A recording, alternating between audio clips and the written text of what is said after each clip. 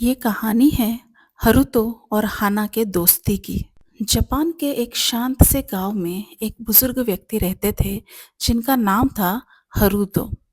Retirement के बाद उनका जीवन बहुत ही सादा था।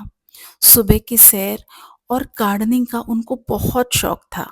उन्होंने अपने घर में बहुत सारे इंडोर प्लांट्स लगाए थे और उनका ज़्यादातर वक्त बागवानी करने में ही जाता था। उन्होंने अपने घर के आंगन में भी काफ़ी सारे फल और सब्जियों के पौधे लगाए थे और सबसे ज़्यादा वक्त वो बिताते थे अपने घर के पास बने एक शांत तालाब के पास।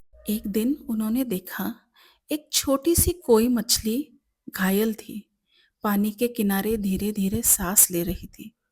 उनका दिल पिघल गया। हरुतो ने उसे प्यार से ठीक किया, रोज खाना खिलाया, उससे बातें की और उसका नाम रखा हाना, मतलब फूल। हाना धीरे धीरे ठीक हो गई और फिर कुछ खूबसूरत शुरू हुआ। हर सुबह एक ही वक्त पर हाना तालाब के उसी कोने में आकर खड़ी हो जाती।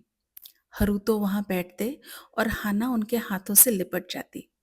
वो उनकी आवाज पहचानती, उनकी परछाई तक को फॉलो करती। दिन बीते, मौसम बदले, सर्दी धूप गर्मी आए और गए, लेकिन ये सिलसिला शुरू रहा। और फिर एक रात हरुतो चुपचाप सो गए, हमेशा के लिए। अगली सुबह वो नहीं आए, लेकिन हाना आई, वही उसी कोने में, जैसे किसी का इंतजार कर रही हो।